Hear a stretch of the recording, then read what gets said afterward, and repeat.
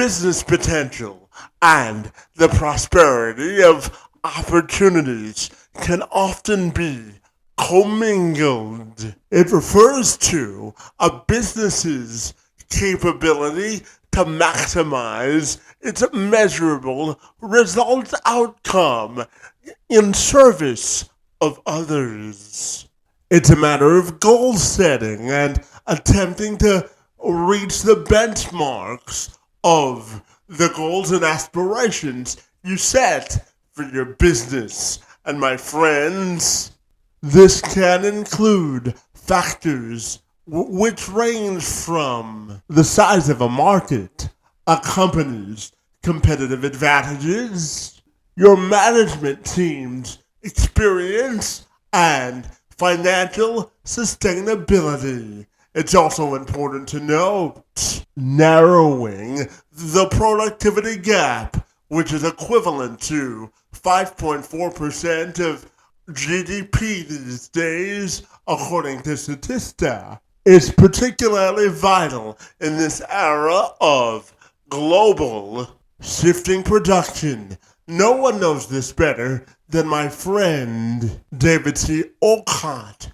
who's the president of Samurai Success. He's got over 35 years of business experience, and he's a seasoned executive coach, NLP Master martial artist, and a best-selling author. He's renowned for helping people and businesses be successful and fulfill their destiny. His trademark Samurai Coaching System provides a proven roadmap to success. He has coached individuals and organizations from all over the world, helping them to navigate this physical plane, integrating Newtonian and metaphysical principles, helping them to remember who exactly they are.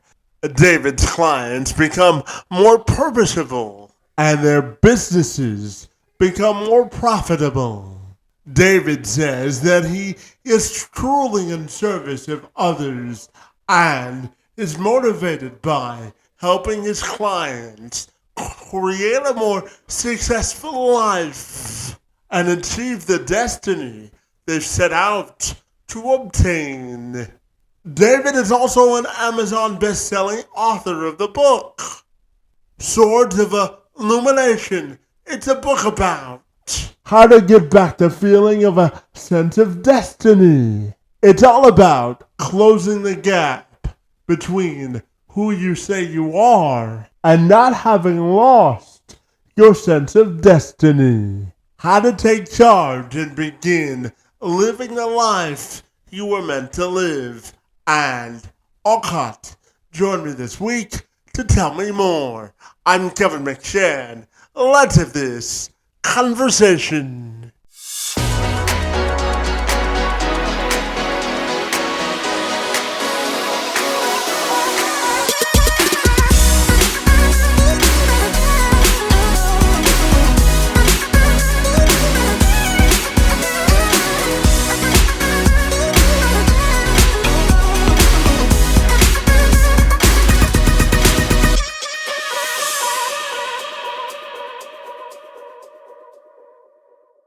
With that, David, I'll take a moment to welcome you to the program, and I'm super excited to learn about your 3 decades in business, my friend. Great to see you, and thank you for a few minutes this morning, my friend.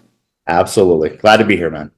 Absolutely. So, David, tell me all about Samurai Success. I know that you're on a journey and a mission to help business owners sort of fulfill their destinies in life and in business, my friend. So I'm wondering if we could start our conversation by you telling me what makes you so fabulous, my friend, and why you love what you do.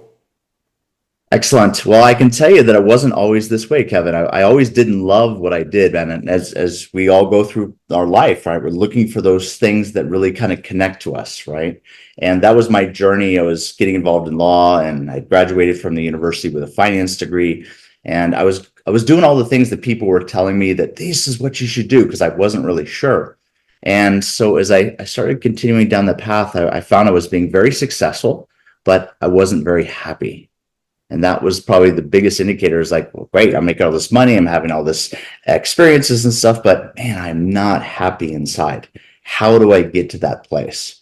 And so that's been my journey. And that's what Samurai Success is designed to do, is help people understand that first and foremost, in order to really live a purposeful life, living life on purpose, you have to start with one key ingredient, and that is understanding who you say you are. And that pathway, for most of us, we believe that it's about discovering who we are.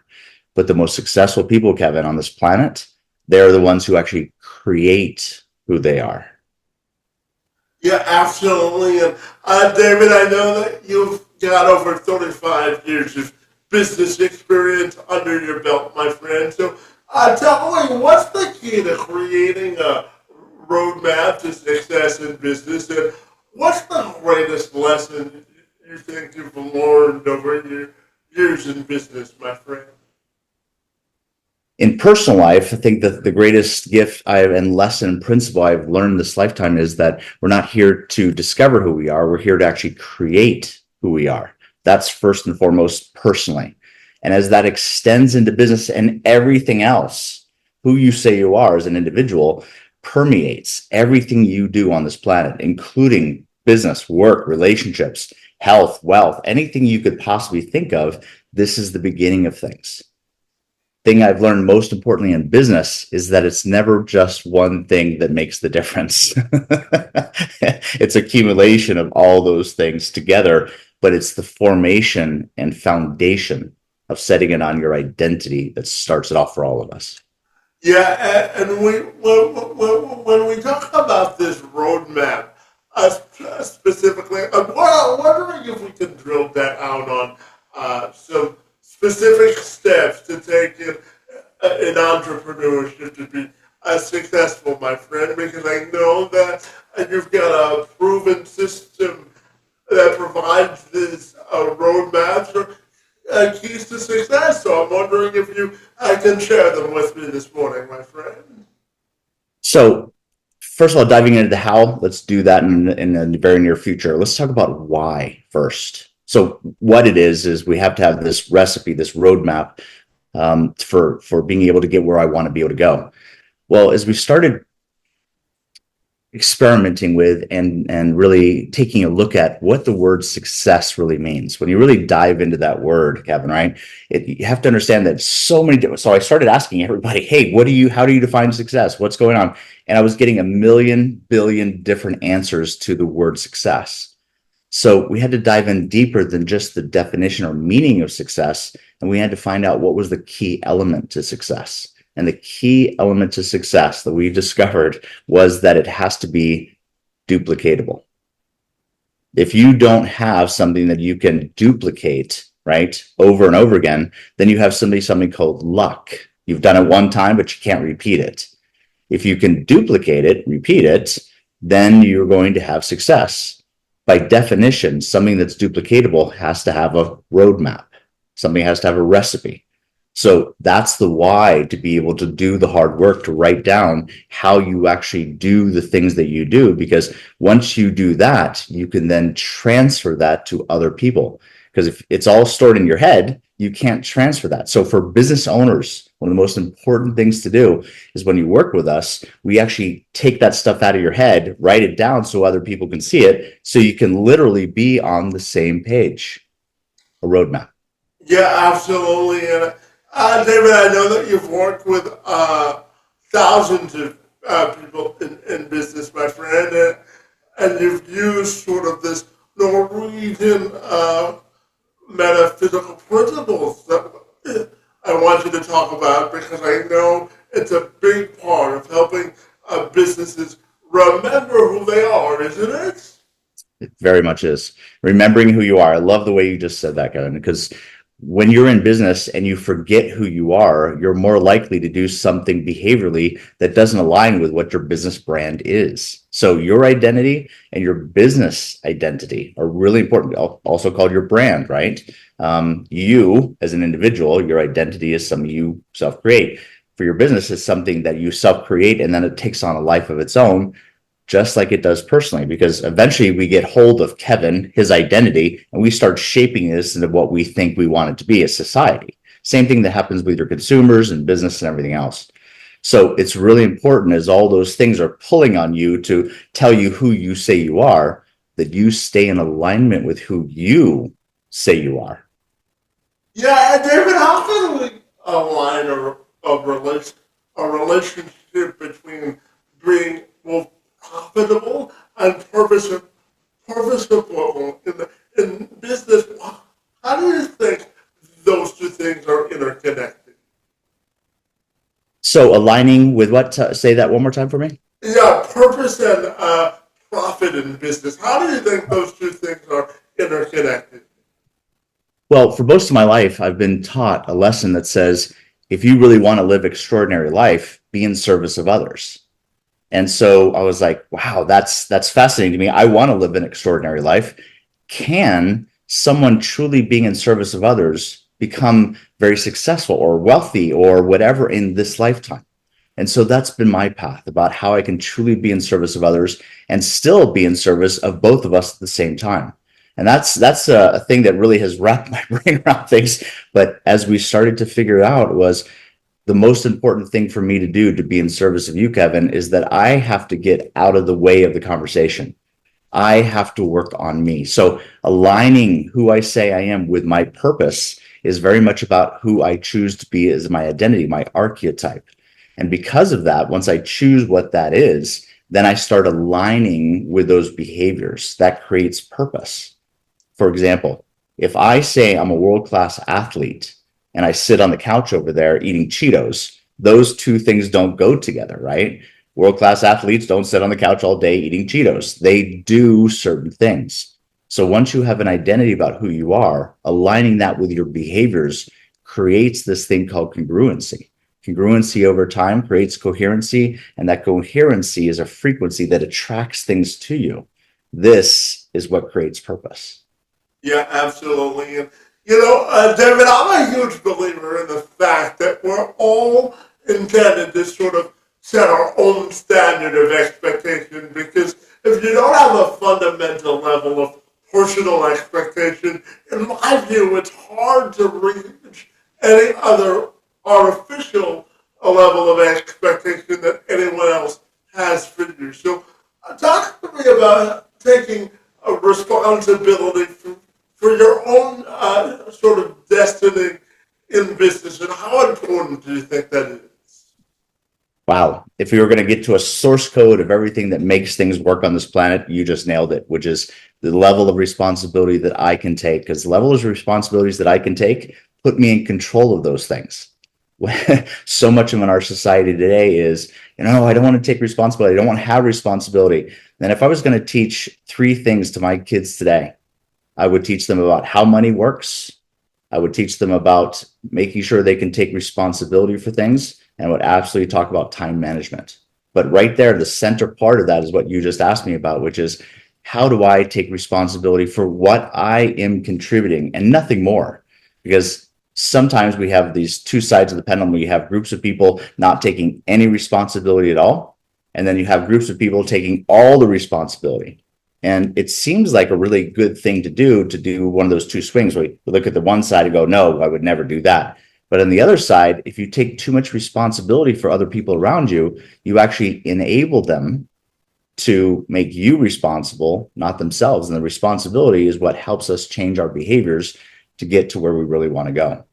Yeah, absolutely. And now, David, I want to talk about your best-selling Amazon book called Swords of Illumination, my friend. I know it's a book about how to regain your sense of identity, destiny and identity, my friend. So tell me about the book and why you decided to write it, my friend. So we actually finished the book about 16 years ago in 2007, and then it sat on a shelf for all those years. And we then were connected with the publisher and publicist to be able to get the word out. And the timing of this book is I think is remarkable. And again, the universe has so much control over that, and we don't as humans, kind of thing. So it's an honor to be able to have the book out now, because the book specifically talks about how to deal with chaos. How do you deal with the inner chaos and the external chaos? Because we're dealing with a lot of that right now. So getting back to the basics about who we are as humans and the amazing human technology that we have. And that human technology is the ability to create meaning of things. So if you ever wanted to know how you actually create meaning, and remember, your meaning that you give something is also eventually how you feel about it. So your feelings and this feeling of chaos or not chaos, and being able to see opportunity and not seeing opportunity, has everything to do with how you give meanings to events. So if you want to explore the opportunity to be able to understand how you're creating meaning and how you can change those meanings to your own benefit, that's a great book to start with.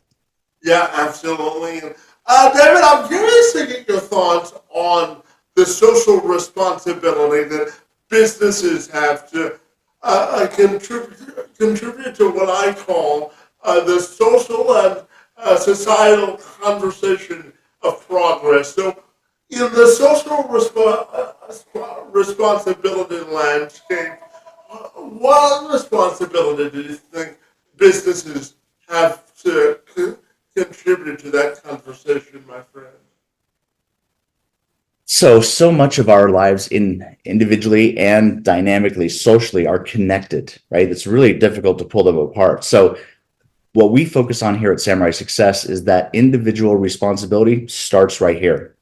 And if you take care of that, all this other stuff usually takes care of itself. It doesn't mean everybody's going to agree with you from a society level, but the responsibility that you bear as an individual is how you bring yourself to the marketplace and how you then service that self in the marketplace. And that becomes your brand. And by the way, you can have this society brand, but then you can have this close-knit social brand, which means as people get to work with you, they get to know you and whether they want to work with you or not work with you, kind of thing. So there's always this constant accountability that happens in business, that if you show up and don't do what you say you're going to do, people are eventually going to hold you accountable to that thing, because that's just how this place works. Yeah, absolutely. And David, I want to now talk about workforce diversity and diversification for folks with disabilities. You know, David, we just finished October, which was National Disability Employment Awareness Month, and I'm curious to get your thoughts on how we can incorporate more individuals with disabilities into the workforce and to the business realm as well. What are your thoughts there? So no matter what the genre is that we're talking about from a diversity standpoint, we're taking a swing where it's like, well, if you're going to be this color skin, or if you're going to have this situation, or if you're going to have this disability, or if you're going to have this, and if you're going to have this gender, then we're going to then promote you into certain things. And that's really designed to be able to give opportunities to people who aren't getting those opportunities now. That's a great thought. But when it goes too much to the swing where it's like, well, that's the only reason that the people are getting that position, then you have some challenges with performance. And at the end of the day, Kevin, as you know, in business, it's about performance, right? And that's the challenge that we have, is that if you are a performer, it doesn't matter what color you are, what gender you are, whatever issue that we could come up with, if you can perform the job, having that opportunity is something that really should be available to you.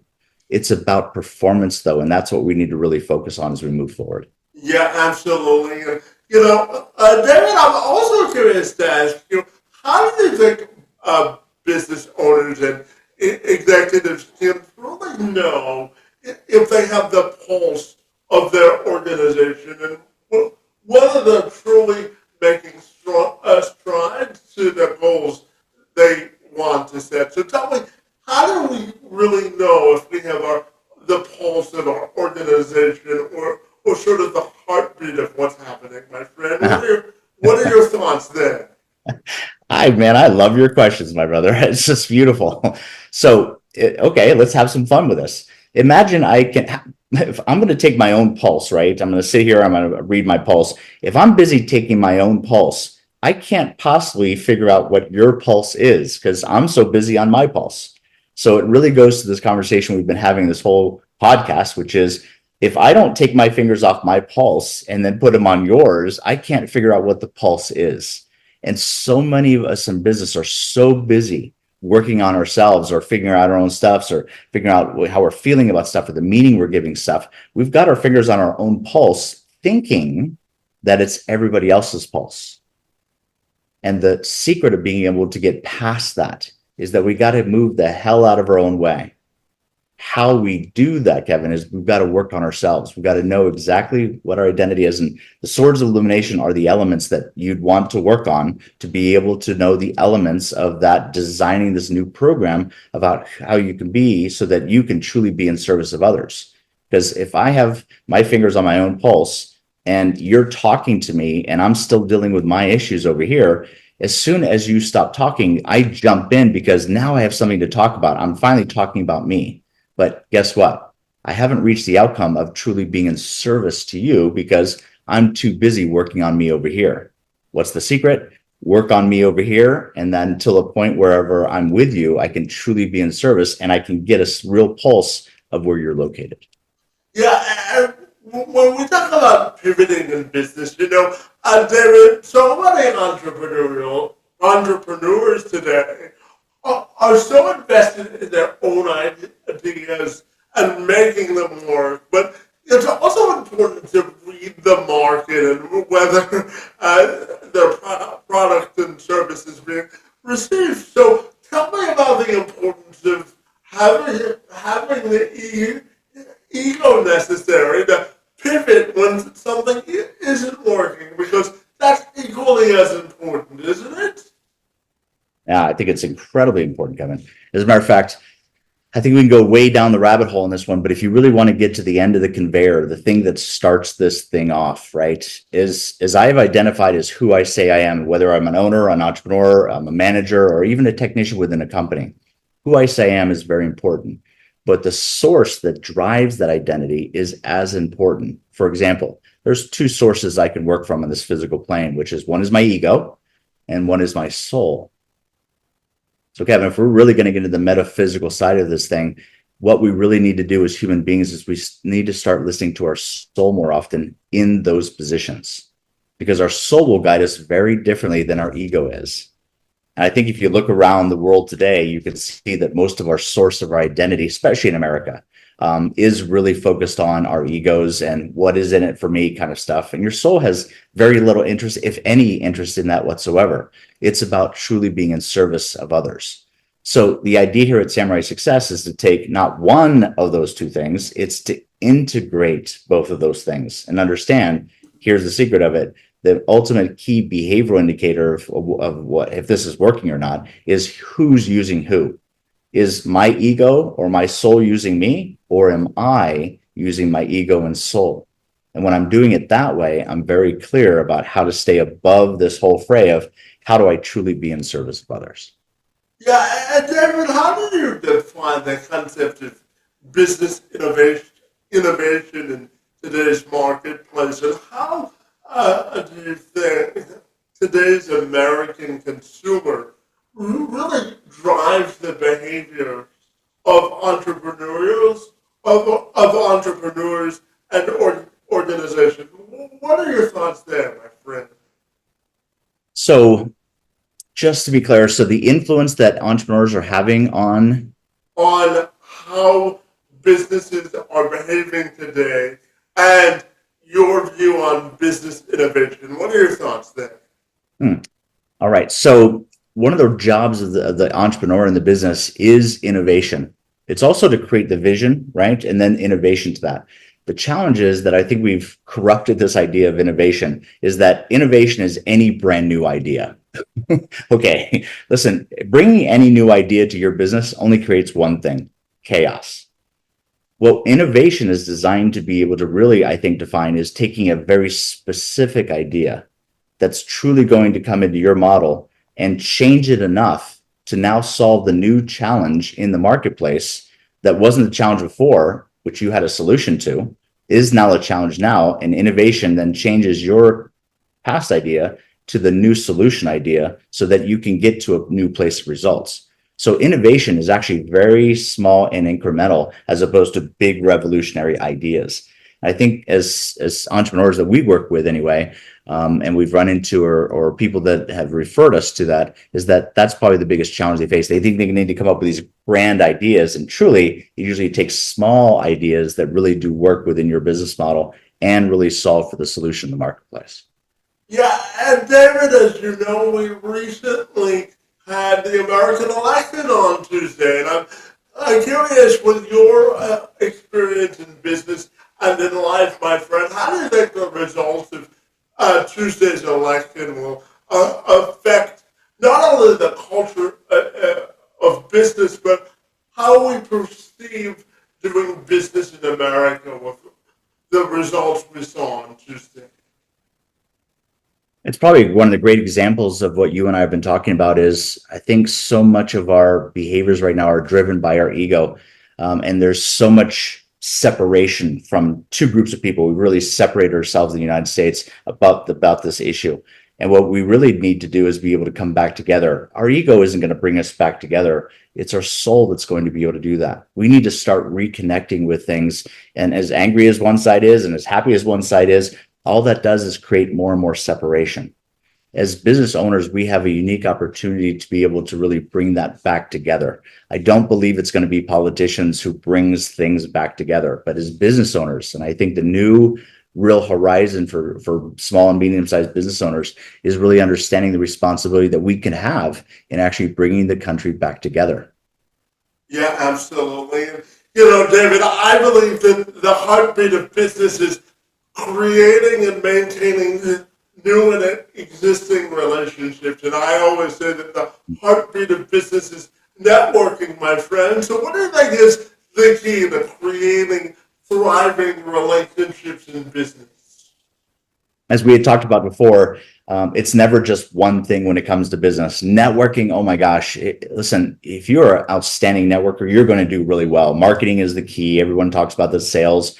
But I tell you, today, the consumer is very, very different than it has been in the past. It wants the performance that you're promising. So you can be a great marketer, but if you don't have a great system or recipe or roadmap for success, then you're selling something that really doesn't exist. People are tired of that. They want things that really perform. So if you can have a great marketing and a great structural system and you integrate those together, then you've got a really great opportunity to truly be in service to the marketplace, truly be in service of your customer. And that's what keeps customers with you in the future. Absolutely. David, I'm curious to ask you about sort of business vision, because, you know, for anyone that wants to start a business, I'm curious, well, when it comes to having a vision for your business, what do you think is the key to remaining disciplined as you enter the business world, my friend? Well, discipline, man, you got to get through those tough times. So first thing you got to really be understanding is that you got to be passionate about what you're doing, because that passion is what's going to keep you going through those tough times. And you know, you're going to use your willpower, you're going to use your discipline. But at the end of the day, if you really want to know the secret of being able to stay consistent with anything, we're going to have to talk about something called programming. And programming is a term that we use here at Samurai Success, which we have gleaned from NLP, Neuro-Linguistic Programming, which we're all master certified here with, to understand that the decisions we're making in life, to be disciplined, to procrastinate, to be joyful, to be happy, all these things are programmed into our subconscious brains by the time we're 7 years old. And so the understanding of this is that, oh my gosh, that means that every single subject, including money, wealth, relationships that I'm going to have, if I'm going to be in a relationship, I'm not going to be in a relationship, all those have been really decided or programmed into you by the time you're 7 years old.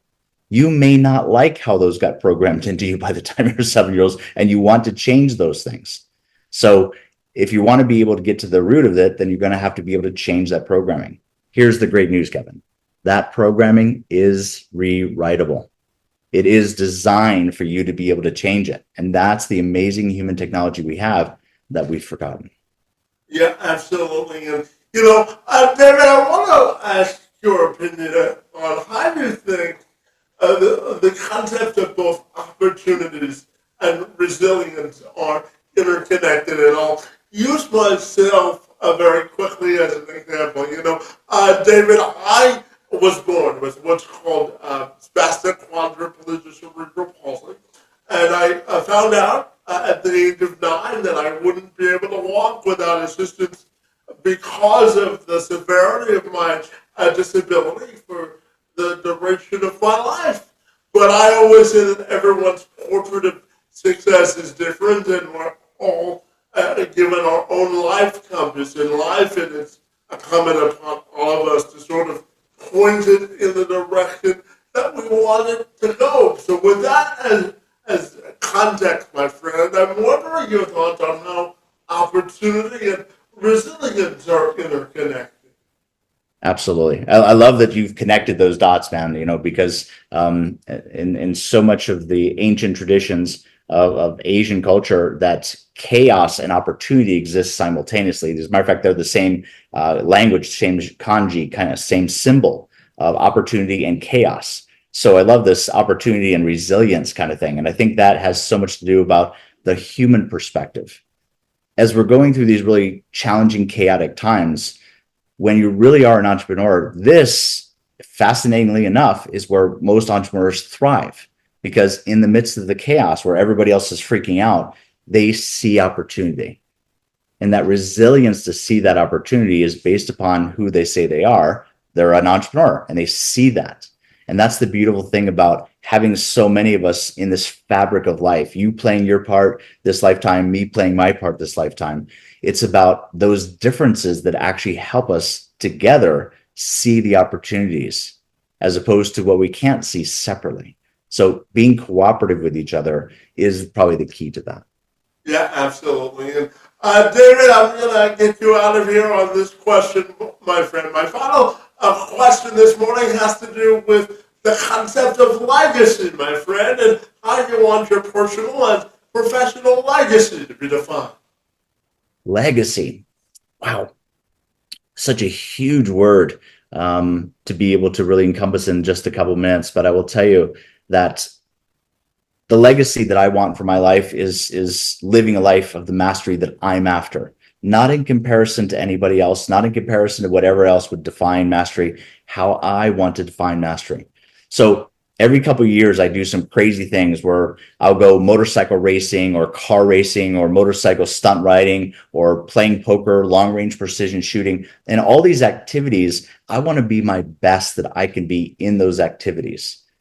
Playing hockey for the first time. I grew up diving underneath the water when I was growing up in the Florida Keys. And when I got involved with hockey, I could not literally stand up to save my life. I literally fell over on the ice from the players bench because I couldn't stand up until almost about a year later, we actually won the summer championship. Now, Kevin, I didn't go out there to be, this Wayne Gretzky guy, because I'll never be that, because I haven't studied this, I haven't mastered that. But to have the experience of being able to get out there and stand up and get out there and go from falling on the ice to being able to stand up and put a goal in, into the goalie's net. That was an amazing experience for me. It made me feel so good about who I am and what I've decided to do this lifetime. So I really encourage people to get out there and explore these opportunities of experience of you being your best in everything you do. And you don't need to go big like I was just talking about. I'm talking about when you drive on the road, be the best driver you can be. When you go in and you fill the dishwasher with dishes, put it and be the best you can be that, because by practicing it, practice makes permanent. And David, finally, tell me if people want to get connected with you or Samurai Success. What's the best way they can do that? Our website is samuraisuccess.com, and you can also follow us on Instagram. I believe it's samurai_success for Instagram, and we're also on LinkedIn as well, and YouTube. Oh, fabulous, my friend. I want to thank you for a book ending my week with a great conversation about business advancement and everything In between, my friend, I want to wish you a good Colorado weekend, my friend, and I want to thank you for engaging in conversation. It's most appreciated. Kevin, thank you so much for having me on board, man. Truly appreciate you.